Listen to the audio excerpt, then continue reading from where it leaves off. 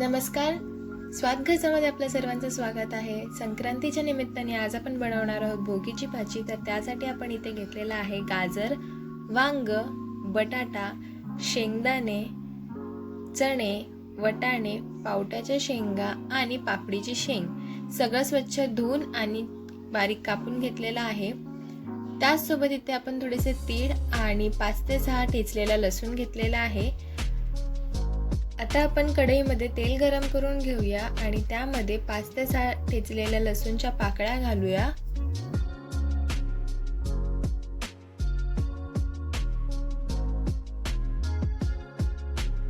लसूण छान परतून झाला की यामध्ये आपण आता वटाणे घालूया. मीडियम ठेवायची आणि यामध्ये आता आपण चणे घालूया.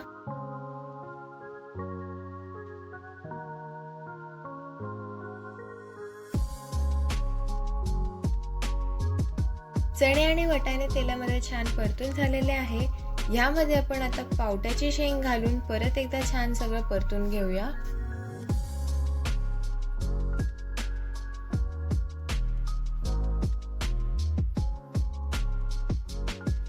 ह्यामध्ये आता आपण 1 छोटा चमचा हळद घालूया आणि आपण बाकीच्या ज्या सर्व भाज्या घेतलेल्या त्या सगळ्या घालून छान परतून घेऊया.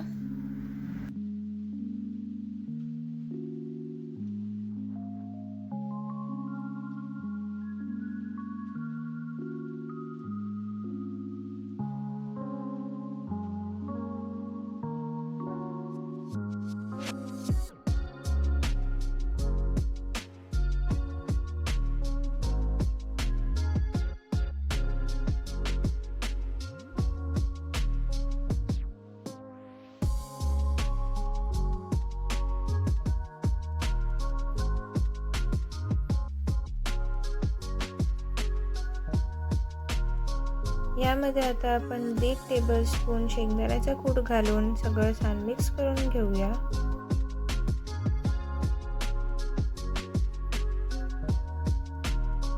भाज्या छान परतून झालेल्या आहेत. यामध्ये आता आपण 2 टेबलस्पून लाल तिखट घालूया, चवीनुसार मीठ आणि थोडेसे पांढरे तीळ.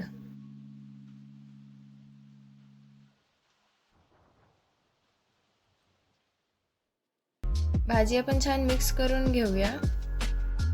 तुम्ही आवश्यकतेनुसार पाणी घालून भाजी छान शिजवून घेऊया.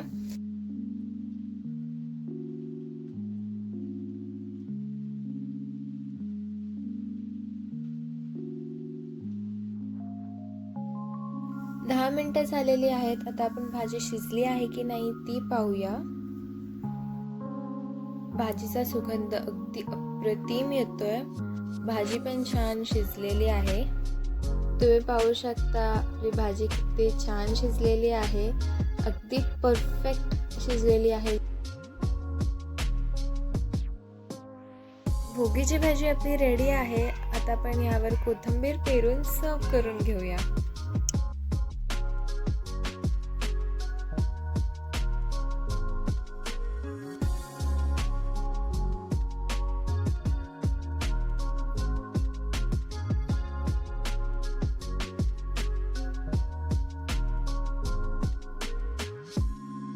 तर भोगीच्या भाजीसोबत तीळ लावून केलेली बाजरीची भाकरी अगदी अप्रतिम लागते खायला. अशाच साध्या सोप्या रेसिपीज तुम्हाला पाहायला आवडत असेल तर स्वाद घरच्याला सबस्क्राईब करा. धन्यवाद.